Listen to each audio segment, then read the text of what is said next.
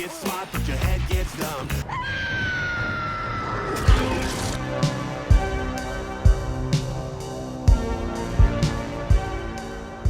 Hello, everybody, and welcome to the Shrek Fanatics Fan Club. We are Movie Club 95. My name is Matt, and today I'm joined by Tommy. Hey, what's up, everybody? And Collie. What's up? All right, so today we're going to talk about some Shrek movies. Now,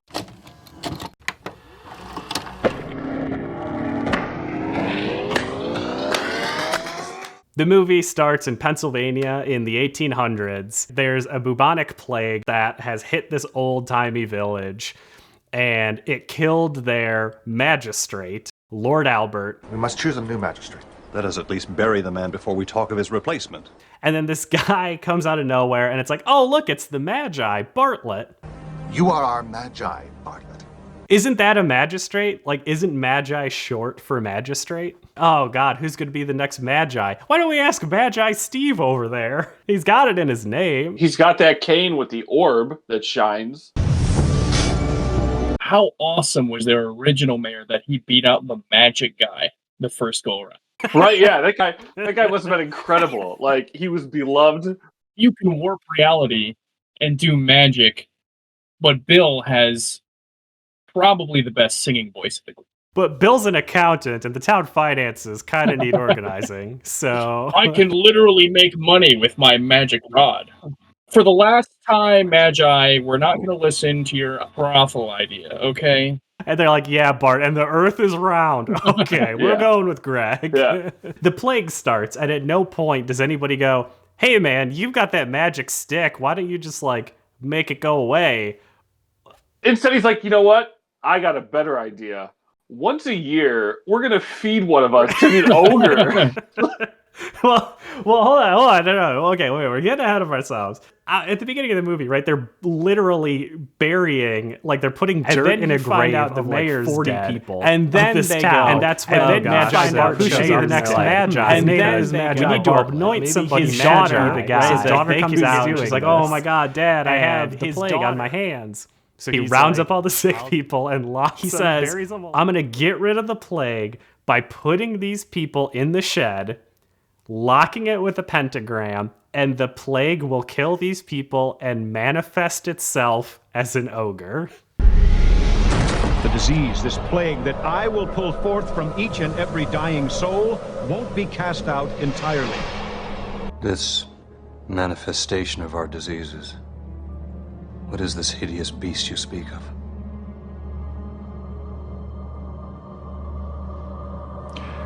The ogre. So they have the scientific wherewithal to know that if they quarantine certain infected people, it won't spread. But then he's like, you know what's easier than just letting the disease disappear on its own? Is if I turn it into a 14-foot monster that kills people at random. Now that I think about it, it doesn't make sense. Okay, it's present day. There's a bunch of teenagers, Mike, Jess, Leah, and Terry.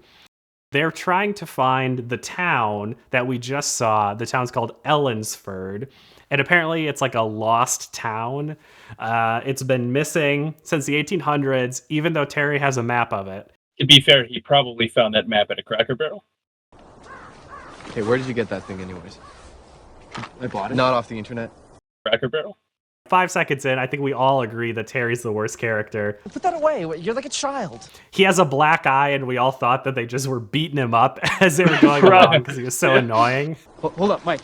Mike, does that look like the entrance to a path to you? Terry, they make a joke that Terry walked into a tree. Roughing it from the guy who walks into a tree in the first mile of the hike. It looked like he got punched out. That tree came out of nowhere, okay? Somebody absolutely hit him in the face with a branch.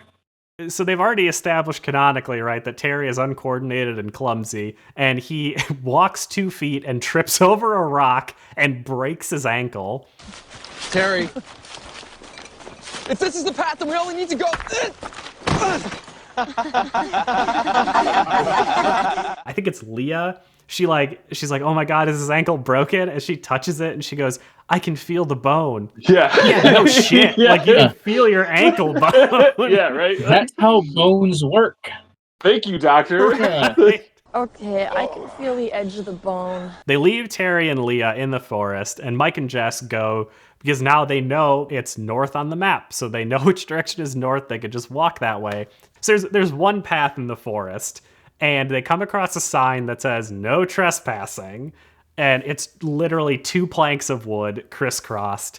They're just like, whatever. Mike, it says no trespassing. Yeah, but it doesn't say please. This is where just shit goes off the rails. Oh, this is where. What is that?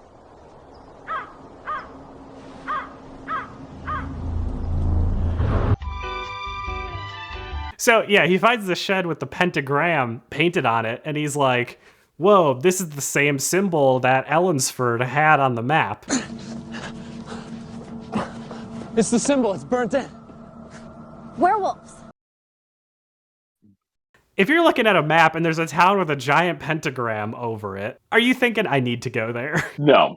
I mean, if my name's Kyle and I'm hopped up on Monster and Flamin' Hot Cheetos, you bet your ass I'm going to this non-existent town in the Pennsylvania forest. He opens the shed. It's not locked. He just lifts the wood out of the shed. This is the same symbol that's on the map.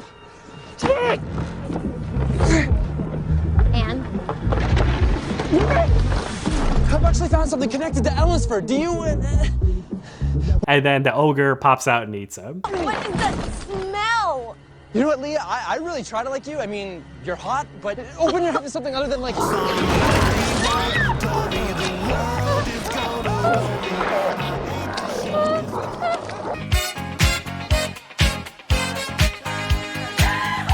And then the ogre threw back what I'm assuming was the bad leg.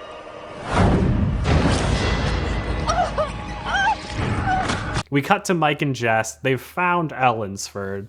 They're walking outside the town.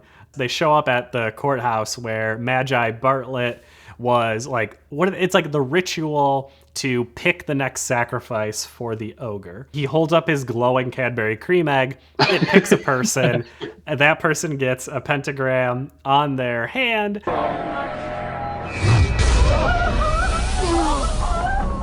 let's go. Yeah. We have decided, and the chosen one is Stephen Chandler. Could I be any worse of a choice? This is wrong. Which either means A, you're going to get eaten by an ogre, or B, you go to Slayer concerts. So Chandler's chosen, and Chandler goes to jail. Here's the problem I have with this, though.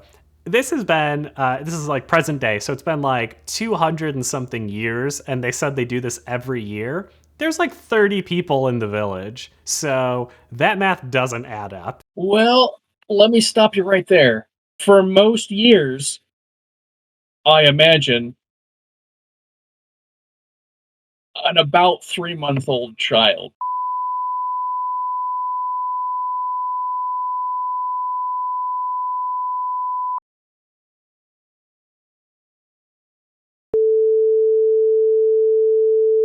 Who can't leave this cursed town, who don't age, who don't marry, who don't have young? How do they have so many people? And when they're looking at the old stories, they're like, oh, one time 2 hikers got lost and never came back. It's like, okay, that's 2 people. Where's the other 198 people they sacrificed? 1964, 2 hunters are hunting, and they see people in Civil War era clothing running through the woods. Then those people simply disappeared. It's written right there. Maybe every year there's a Terry. There's some dumb idiot who wanders in and breaks his ankle. There's got to be a lot of Terrys in Pennsylvania. A lot. I also want to point out that despite their modern-looking homes and the fact that they don't age, like, none of them fucking do anything. Yeah. Like, the town didn't grow. Right. They didn't make, like, a recreational area. They didn't build anything new. Nobody made any new clothes. There was no technological advancements for over 100 years. So what are they fucking doing?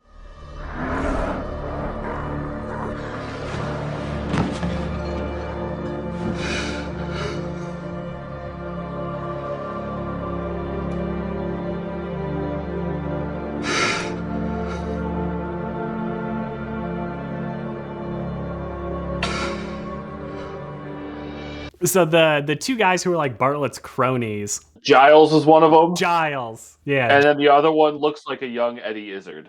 They capture Mike and Jess. Collie, this kind of goes back to what you're talking about, like what were they doing in the 200 years? We get a phone call. Okay, or do you guys not have phones? Nobody goes, what the hell is that? Like, oh, what? Tell me more about this technology. They just ignore it. Okay, or do you guys not have phones? Sir Henry's hands now. He makes the rules. They just so happen to be magical Amish. A large population, the Pennsylvania Dutch. Maybe that's the point of the maybe I'm the asshole because I don't know Pennsylvania history. And it shows. Yeah. That's all I know about it.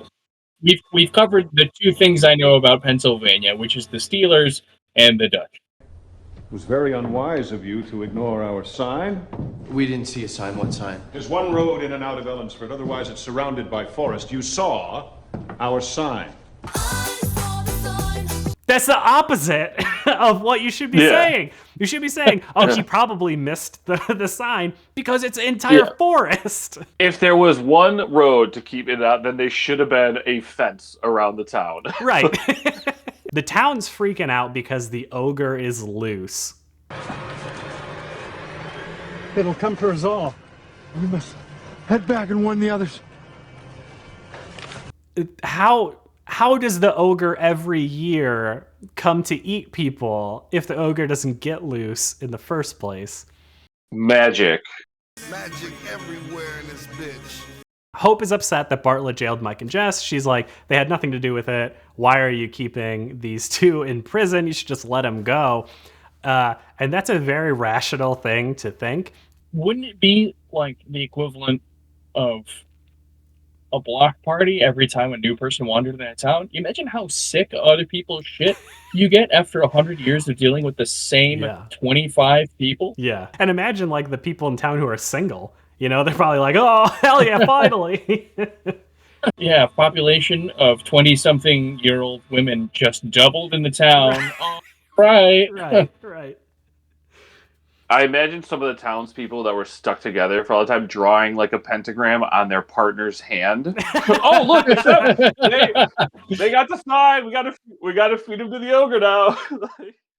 So Bartlett's daughter is, rightfully upset, and so she starts digging through her dad's stuff, and because she's a little concerned because obviously like her boyfriend now has been chosen this year. She looks through his stuff, finds like his book of magi, flipping through it, and she sees, oh my god, there's a recipe for the plague in here, and it's drawn exactly like how we saw it. So she puts two and two together, and she knows that her dad was the one who created the bubonic plague. So he created the bubonic plague in the first place to kill the other magi. But if the other guy was also a magi, why couldn't he just get rid of it with his magic?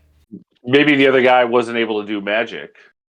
I think the other guy was just really, really good at public speaking, and that was his power. Hope confronts Bartlett about him creating the plague, and he's like, fine, honey, check this out. And he does his little egg thing, and Chandler is no longer the sacrificial lamb. Now it's Mike. Now I thought they were coming for me. Mike, what is it?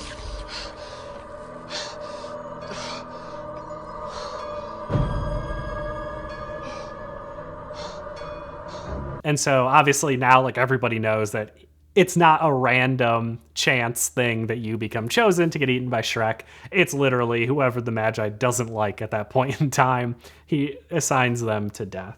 Mike gets the sigil. Mike gets locked up to their crucifix that the ogre eats people off of. And Hope shows up with the keys because she doesn't want innocent people to die. She doesn't want them to, suffer the same fate as the townspeople. This is where we finally find out that the town is surrounded by rocks because the ogre is afraid of rocks or can't go past rocks.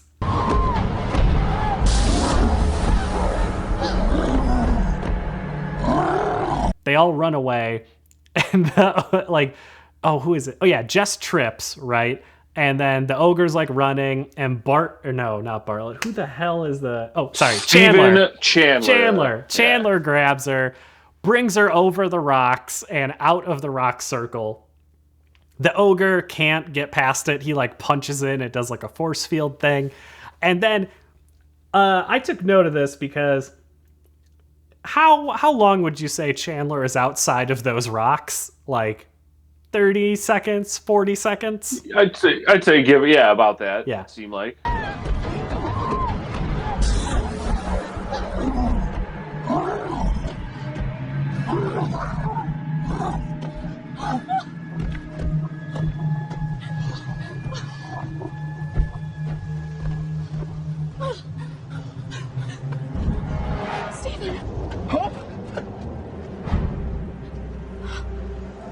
And then he explodes.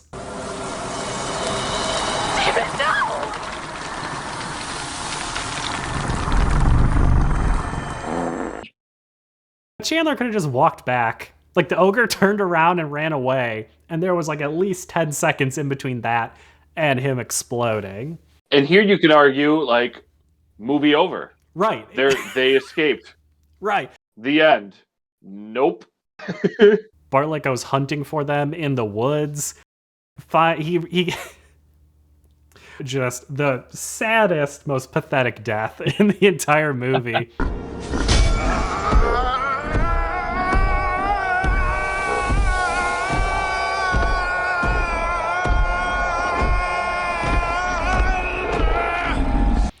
He's Magic Man. Like, he could do anything with his wizard staff.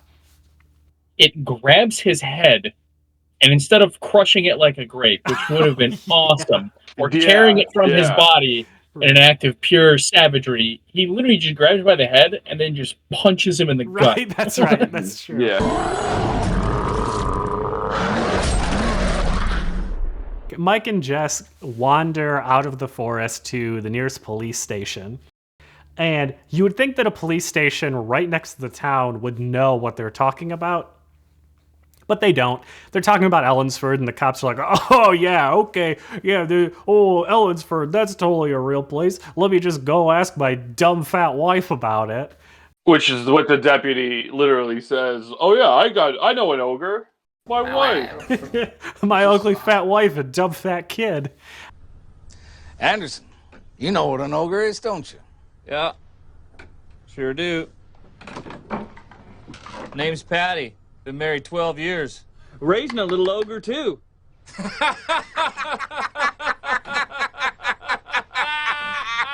And then, so like they make a joke about it, and then they're like, oh, these cops are so dumb that Mike steals their keys and steals their car right in front of their eyes, and they do not notice.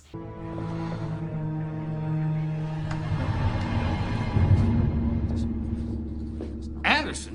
I gotta go. Bye. Where'd they go? Sheriff, hang on. I just turned with.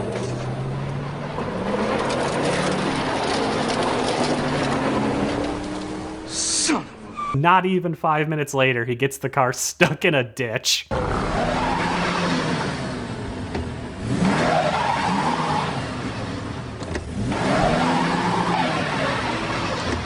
You're telling me, though, in a forest that is literally made entirely of pieces of leverage, they could not get that car unstuck.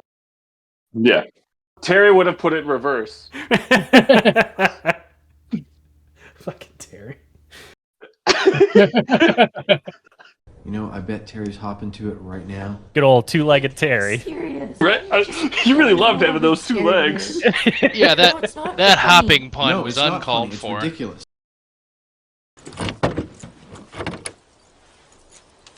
There we go. Whoa, okay. Do you know how to work that thing? No. Townspeople, since there was no sacrifice, they come up with this genius idea. They're like, hey, the ogre's afraid of rocks. I think he might also be afraid of salt. I cannot stop the ogre, not yet. But I can buy us some time. Hope? What are you talking about? Oh, we thought it was something cool. Here's the one my father passed on. As they all start laughing, honey, that's not dynamite, those are candles. Right? Do you want to live through this night? Pour a circle of salt around your house. The circle will act as protection against the ogre. They could have lured the ogre somewhere, circled him with salt, or had like 3/4 of the salt circle done, then just sneak up behind him and do the rest. Then he's stuck in like this little circle, and the town is saved.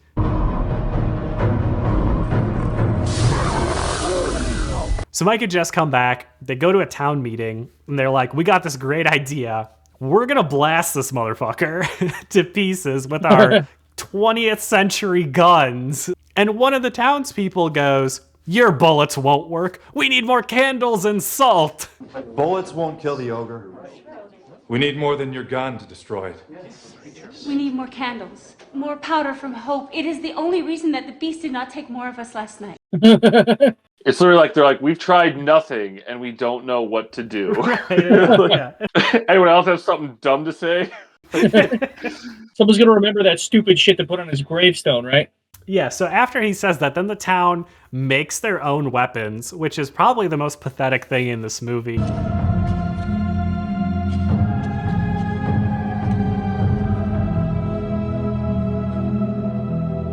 They make a ton of limp arrows. Nothing worse than a limp arrow. Maybe they shouldn't have fed the Fletcher to the ogre 7 decades before. He's one of these Australian arrows that come back to you. God, those arrows! How couldn't I have hit a single one? They have this amazing idea that they're going to lock Mark up on... They're going to lock Mike up on the crucifix, but only one of his arms, which... I don't know why they didn't just do none of his arms. It's not like the ogre can tell if they're locked up or not. It probably would have noticed because it noticed the fact that they made like a punji pit. Right, so that's... And then he dodged it. I hope the ogre doesn't come from the other side of town.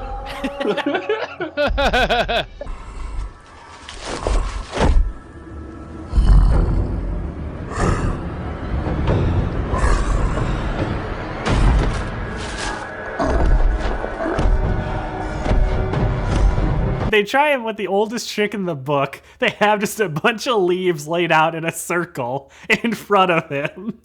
And the ogre walks up and he looks down, and the ogre even is smart enough to be like, I'm not falling for that. Yeah, right, yeah. I may be an ogre, I'm not an idiot. So the ogre like gently steps around it, and then Mike pulls his one arm free, grabs a shotgun, shoots the ogre. The ogre tumbles back and he steps on the leaves, and you're thinking he's gonna fall into a pit, and then great, he won't be able to get out of the pit. No, they just put a bear trap under the leaves.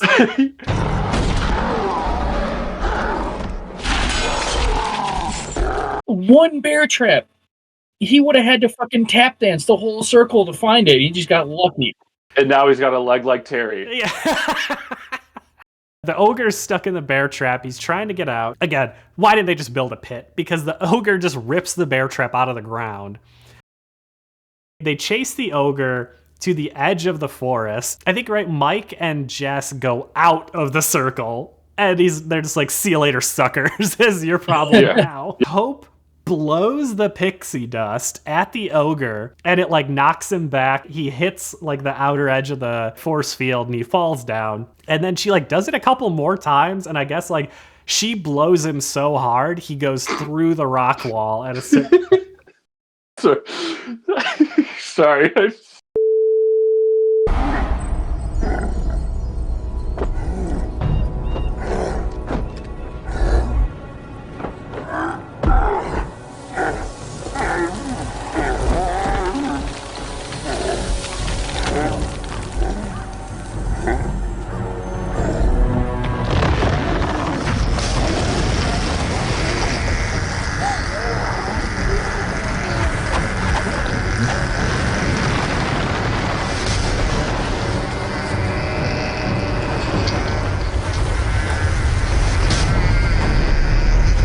That's pretty much how the movie ends. The ogre explodes, and then the townspeople are like, finally, the curse is broken. And then they all explode.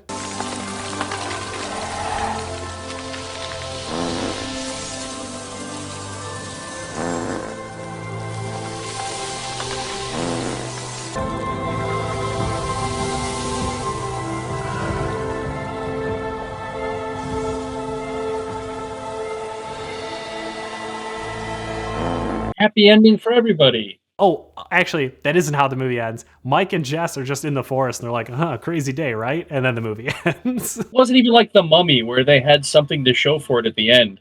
Like, he ends up dropping the perfectly preserved 18th century musket that he could have had to prove that he went back in time, and instead he just drops it in the field like an asshole. There's no scene of Terry's mother crying, asking what happened to her son because they've never found the body. None of that. I'm confident that if the movie went on for another 20 minutes, both of them would have been booked for murder. Your two friends disappear in the forest, you come back like bloodied and beat up, and all the evidence exploded, so they can't even show them the town. Stolen cop car, stolen gun. Oh, we actually have a new segment to introduce this time. So this new segment is called Who Would These People Be If They Were Played by A-List Actors?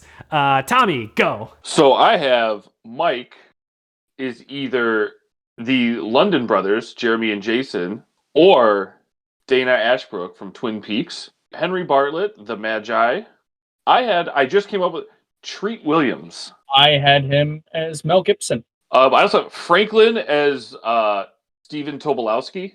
And the Ogre, I probably would have redone as Tony Shalhoub. No, Bruce Valanche. It has to be able to move, okay? All right, so now we're at the end of the movie, and it's everyone's favorite segment. How do we rate this on a scale of something? I'm going to give it 11.5 Deep Blue Sea sequels. I thought about this for quite a while, and I think that I am prepared to give this movie 4 of the seasons of Community where Dan Harmon left. I would go ahead and give this like 3/4 of an M. Night Shyamalan, because this movie was basically... wait. An M. Night Shyamalan movie or him as a person? Take that how you will. The movie was essentially The Village, but if Shrek ate people. All right, so that about does it. Thank you, everyone, for joining us, and we'll see you next time. But just remember, don't be a Terry. I think I've pieced it together. The sacrifices are to keep them immortal. The Ogre has nothing to do with it. The Ogre is just, he found himself in an advantageous scenario where he gets to eat a person every once in a while. Would you say, Collie, that this is his old country buffet?